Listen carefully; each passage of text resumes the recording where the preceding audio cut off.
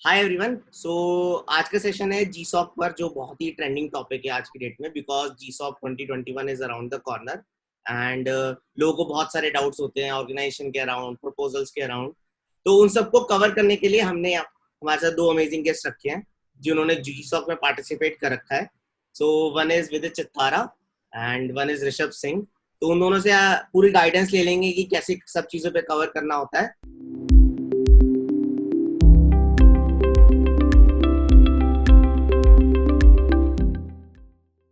तो पहले उन दोनों की जर्नी के बारे में जानते हैं and I think let's start with विदित। तो विदित, कुछ बताओ अपने बारे में कि कैसे करा था GSoC and all. So hi everyone, I am Vidit and GSOC में मैंने 2 साल पार्टिसिपेट किया था in the years 2018 and 2019 with an organization called Public Lab. So कैसे करा था स्टार्ट? So मैं 2018 की जर्नी बताता हूँ। 2019 की मोर और लेस सेम ही है, बस कंटिन्यू करना था एंड हो गया था। So 2018 में मेरे पास सिर्फ GSOC का मुझे सिर्फ GSOC का नाम पता था, है ना। एंड मुझे एक टेक्नोलॉजी आती थी, web development in tech stack Ruby on Rails. So मैंने क्या करा था, स्टार्ट करने के लिए 2 ऑर्गेनाइजेशंस ढूंढी थी विद दी लाइक जो रूबी ऑन रेल्स में काम कर रही थी, वेब डेवलपमेंट में काम कर रही थी।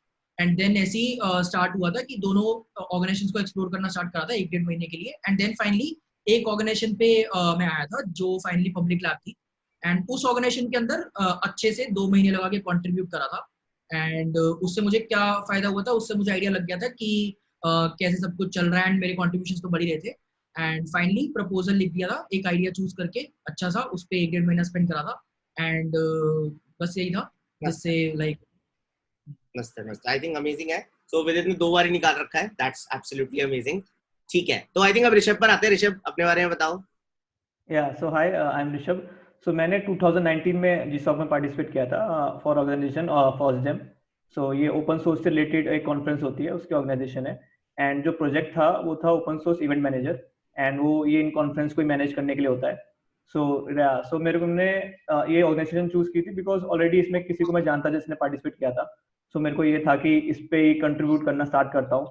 थोड़ा स्टार्टिंग में सही होगा कि थोड़ा थोड़ा कंट्रीब्यूट करूंगा, उसके बाद देखेंगे क्या होता है। एंड फिर जिस ऑर्गेनाइजेशन ने पार्टिसिपेट करा तो फिर मैंने इसी में जीसॉक के लिए अप्लाई भी कर दिया था एंड फिर हो भी गया था। मस्त। सो या सही है, सही है, सही है। आई थिंक दोनों ने रिसेंट वाले ही हैं, 2018 2019, तो पास पास ही अभी अभी निकाला है। तो मस्त है। ठीक है, तो आई थिंक दोनों ने ऑर्गेनाइजेशन के बारे में बात कर ली, लेकिन लोगों को यही रहता है यार, कौन सा चुने, कैसे करें। I think you must have face the challenges as well. तो थोड़ा सा ऑर्गेनाइजेशन के बारे में बता दो कि कैसे चूज करा। मतलब बहुत सारे लोग ना सोच नहीं पाते हैं इस बारे में। तो आई थिंक अपने अपने व्यूज बता दो। I think with it you can tell about your views. ठीक है। सो बेसिकली मेरे लिए बहुत सारी ऑर्गेनाइजेशंस थी, मतलब हंड्रेड्स ऑफ ऑर्गेनाइजेशन है जो पार्टिसिपेट कर रही होती है गूगल समर ऑफ कोड में। तो उसमें अब मैं सब में तो कंट्रीब्यूट नहीं कर सकता था, तो मुझे क्या करना पड़ा था, मुझे पहले तो 2 या 3 ऑर्गेनाइजेशंस पे आना था।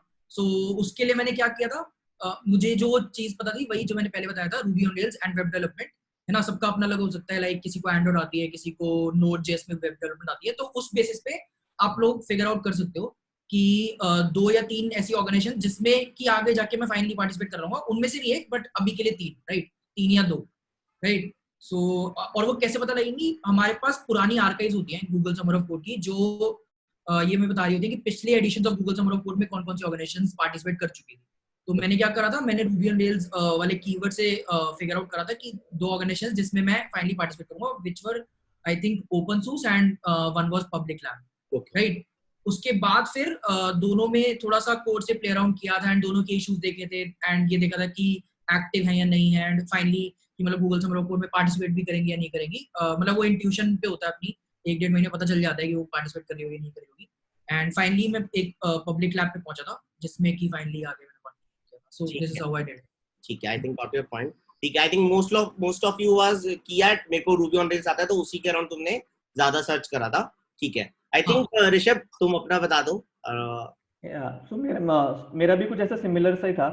सो मैंने को थोड़ी वेब डेवलपमेंट आती थी, थोड़ा गिटहब का आइडिया था, बट मेरे को ये इशू था कि मतलब स्टार्ट कैसे करूं, क्योंकि ओपन सोर्स प्रोजेक्ट्स तो खुद के बना लिए, बट ओपन सोर्स कैसे स्टार्ट करूं। सो ऑलरेडी किसी ने जिसने पार्टिसिपेट किया था, जिसको मैं पर्सनली जानता था, उसके ही प्रोजेक्ट में मैंने थोड़ी हेल्प ले लेके छोटे छोटे छोटे इशूज सॉल्व करे। ओके। एंड धीरे धीरे उसी प्रोजेक्ट में कॉन्फिडेंस बिल्डअप हो गया।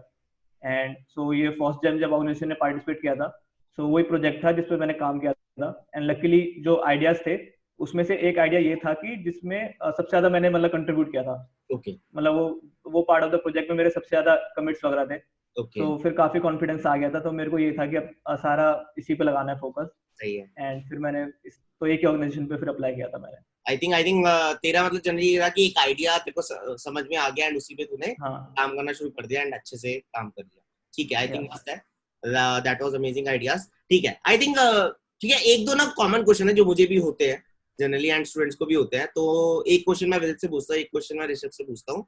तो यार एक तो ये स्किल्स कह रहा हूँ, ठीक है, लोगों को ना पता नहीं होता कि मुझे अब ये थोड़ा ना कि मैं कॉलेज में और जीसॉक में पार्टिसिपेट करना शुरू कर दूंगा, मुझे आई थिंक कुछ ना कुछ आना चाहिए पहले से। तो with what are your thoughts कि मुझे क्या क्या स्किल्स, अगर मेरे पास क्या स्किल्स हो कि मैं जीसॉक में पार्टिसिपेट कर सकूं? Any thoughts around that? तो आई फील कुछ कुछ डेवलपमेंट स्किल्स होनी चाहिए। Development as in web development हो गया या फिर मोबाइल डेवलपमेंट हो गया, एंड्रॉइड आईओएस कुछ भी, है ना। एंड मशीन लर्निंग इनफैक्ट वो भी स्किल है जो अगर आती है तो फिर लाइक मतलब पार्टिसिपेट उसमें भी काफी सारे ऑर्गेनाइजेशन है। बट एक जो बहुत कॉमन डाउट आता है मेरे पास कि डेटा स्ट्रक्चर्स हमें आ रहा होता है, डेटा स्ट्रक्चर्स हमें आता है तो उसके थ्रू हम कर सकते हैं क्या। But so the thing is कि डेवलपमेंट में हमारे पास पूरा एक प्रोजेक्ट स्ट्रक्चर होता है एंड मतलब एक ऐसा प्रोडक्ट होता है जो बाकी लोग यूज कर सकते हैं, राइट। सो उसे लाइक बाकी कंट्रीब्यूटर्स डेवलप करते हैं। बट डीएसए में हमारे पास सोल्यूशंस होते हैं एंड कोड्स होते हैं, उनको कोई यूज नहीं कर सकता। हम लोग ऑब्वियसली उसमें मतलब उसमें अच्छे से कोडिंग कर सकते हैं, बट उसको कोई और यूज नहीं कर सकता, उसको हम आगे डेवलप नहीं कर सकते, right. So it's better to have some development knowledge and अच्छी मतलब एक डिसेंट लेवल की डेवलपमेंट नॉलेज होनी चाहिए कि लेट्स से मेरे केस में मुझे पता था कि बैक एंड फ्रंट एंड कैसे इंटरैक्ट कर रहे होंगे एंड रूबी ऑन रेल्स के सिमेंटिक्स क्या है एंड फ्रंट एंड में रूबी ऑन रेल्स किस तरीके से मतलब लाइक बेस्ट प्रैक्टिस क्या है उसमें। तो लाइक वो थोड़ा बहुत आइडिया होना चाहिए and I think that would be got it.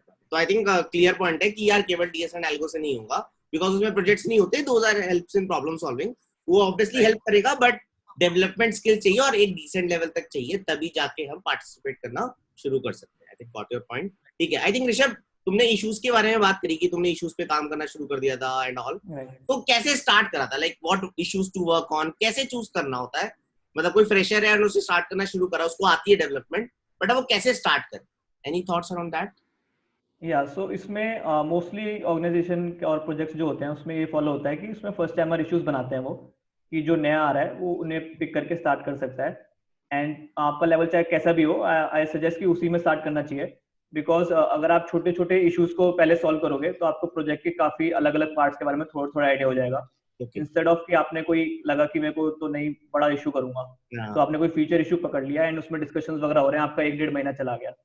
And if you have more idea about things और different things on the project, so क्या होगा कि जब प्रपोजल लिखना होगा, जब आइडियाज आएंगे, तो वो कुछ फिक्स नहीं है कि इसी पार्ट पे आइडिया होगा, कहीं पे भी हो सकता है। तो अगर आपको नॉलेज होगी सारे पार्ट्स की, सो वो आपके फेवर में वर्क करेगा। सो या मेरा सजेशन ये रहेगा कि फर्स्ट टाइमर इश्यूज करो एंड उसके बाद बिल्डअप करते रहो। आई थिंक वैलिड पॉइंट है कि छोटे इश्यूज से वर्क करो कि पूरे प्रोजेक्ट का आइडिया हो जाए, फिर जाके you can pick up big issues, but starting में तो डेफिनेटली छोटे छोटे इश्यूज पे वर्क करना चाहिए। डेफिनेटली गॉट योर पॉइंट, मस्त है। ठीक है, चलो अब आई थिंक मेन चीज पर आ जाते हैं जो है प्रपोजल। उसके बिना तो नहीं सिलेक्ट हो सकते हम।